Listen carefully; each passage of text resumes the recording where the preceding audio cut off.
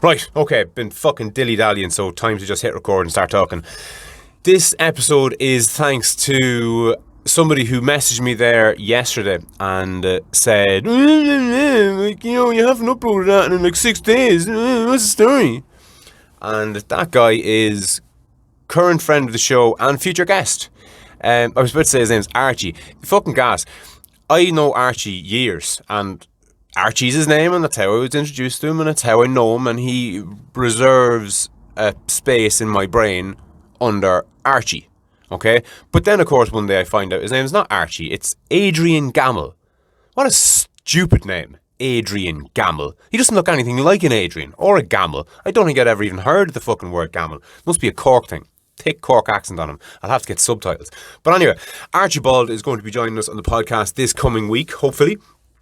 I'm currently in the COVID-safe mobile podcast studio.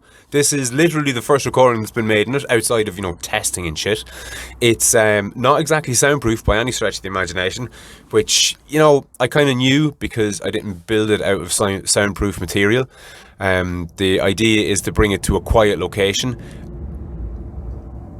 What you may or may not have heard rumbling past there was a big lorry.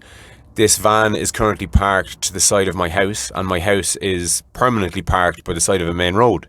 So as much as I would love to have a kind of studio at my house, which I kind of technically do, the sound's not ideal. But then again, I'm not 100 million miles away from where the old tunnel was parked, and maybe now at this hour, it's 10 to 6, the traffic's going to be bad. But anyway, I'm waffling. Mr. Gamble, or Archie as he's better known, or Archibald as I usually call him myself, is joining us this coming week in the podcast. He's going to be the first guest in the COVID-safe mobile podcast studio.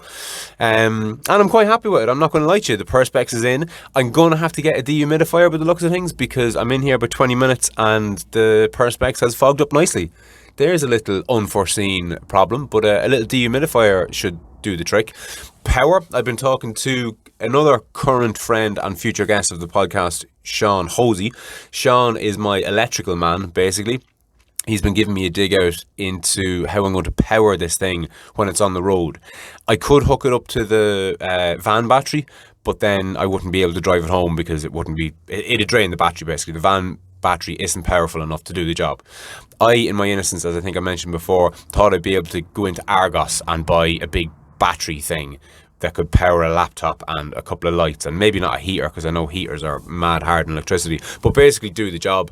Now, not Argos. I thought I'd have to go to some sort of a camper van place or outdoors camping place, but yeah, to cut a long story short, that's not going to happen. What I'm looking at now is a generator. Noisy bastard and things typically, even the silent ones. Most of the silent ones that I found are at 90 decibels. Now again, we don't live in the world of decibels typically, so most people aren't going to know what the fuck 90 decibels means. So to put it into perspective, a lawnmower is about 90 decibels. So as you can imagine, not perfect. Now, having said that, I'm about to learn a couple of things about silent generators of late. So the decibel rating is giving at different distances, which is a bit sneaky. So one will be rated at 90 and the other will be rated at 90, but they were tested.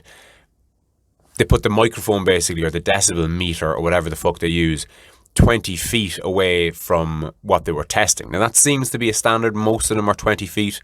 It's either 7 meters or 20 feet, which is essentially the same difference.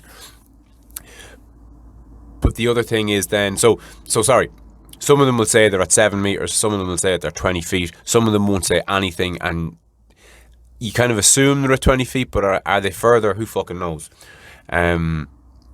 But the other thing about that is I could build a soundproof box to cover the generator, because they're not big. What are they? They're probably about the size of a laptop, on one side. So they're probably the same size as about, 10 laptops super glued, on top of each other. That's about the size of them. But anyway, enough about silent generators. The beauty of the silent generator thing is, another thing that I've learned is if there's an inverter in them, which is something I don't know what it does, it will power up the generator depending on what you're plugging into it. So a standard generator just hums along at 90 decibels and there's a 3-pin socket hanging out of it, and you just plug in whatever you want, and that's fine. But if it's got an inverter in it, I believe, it only generates as much power as you're pulling out of it. So when I'm running really low wattage stuff, like, a light, an LED fucking tube, the generator will be running at its lowest setting. So it won't be anywhere near 90 decibels, one would hope. And then if I have to plug on a heater, yes, it's going to get louder, but it's a tiny room literally made out of insulation, so it shouldn't take too long to heat up. So if there was a bit of a hum for the 2 minutes the heater was on, who fucking knows? Who fucking cares? Anyway, this is episode number 13, and 13 is unlucky for some people. Not for me, because I'm not into superstitious nonsense. But speaking of superstitious nonsense, here's one for you. Do you know what the word malaria means? Mal essentially means bad, and area essentially means area. So malaria is bad area. So back in the dizzy, before we knew anything about, microbes and disease and all that jazz, there were areas called bad. They were just known as bad areas because, people got sick and died. And it's like, ooh, all the people in there tend to get sick and die. I'm going to avoid that area. We should actually put a name on that area. Let's call it, I don't know, bad area. And that's what malaria is. So malaria, you get malaria off mosquitoes. Mosquitoes breed and live and love stagnant water and humidity, I believe. So hot, steamy, wet places are typically full of mosquitoes. So yeah, nick them bad areas, don't go near them, and in a couple of 100 years we'll invent a theory of germs and diseases and we'll call it malaria and not mal area. So there's one for you. There's bound to be some crossover here with religion and essentially doing the right thing. The one thing that springs to mind is not eating pork. That's a big thing with the Jews for some reason. Now, I'd imagine it's due to, is it trichinosis? Let me just Google that, 2 secs. And I'm back in the room. Yeah, trichinosis. It's from eating raw or partially uncooked pork and can be pretty fucking deadly. I'd imagine it could have been a hell of a lot deadlier back in the dizzy than it is now, what with, medicine and all that jazz. But you can see how shellfish is another one. I think it's in the Bible a couple of times, basically don't eat shellfish. And shellfish can make you really fucking sick if it's not fresh, as far as I know. I don't eat shellfish or other such insects of the sea.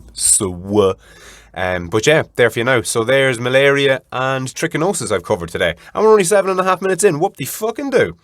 So yeah, episode 13. I actually was chatting to a girl before, can't think of her name, but she told me that she wouldn't come into my house because my house had the number 13 on it.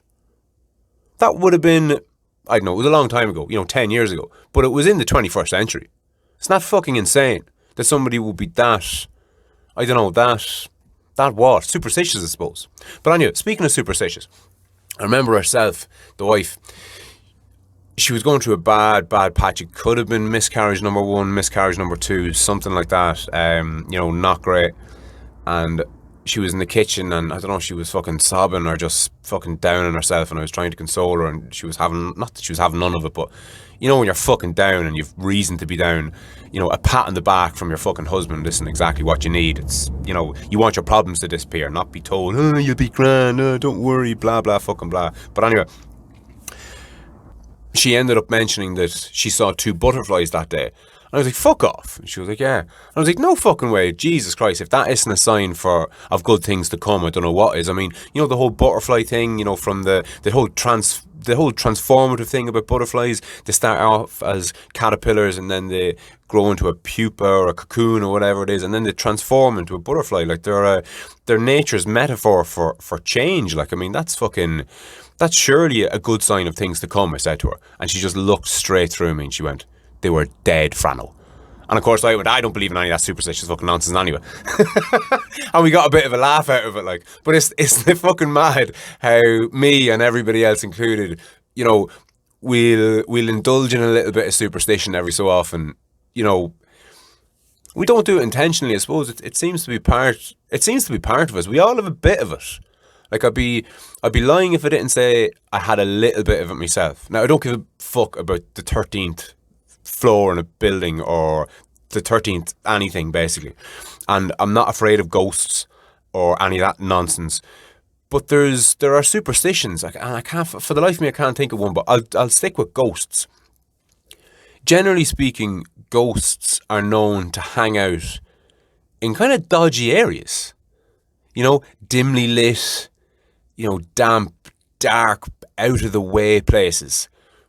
Whereby, if something bad was going to happen to you, it's going to happen in the same type of a place you might expect a ghost. So maybe ghosts, maybe their purpose is to just keep you out of fucking dodgy buildings. Maybe a haunted house is just a euphemism for dangerous place. Or not. Who fucking knows? Anyway, I'm going to cut it short at that. I know it was a quick one, but it's the first one I've done in nearly a week. It's been stoppy and starty. I haven't had any flow. I don't know. I just haven't loved it. But it's done. It's going up, and I'm going to do another one immediately. So, chat to you soon.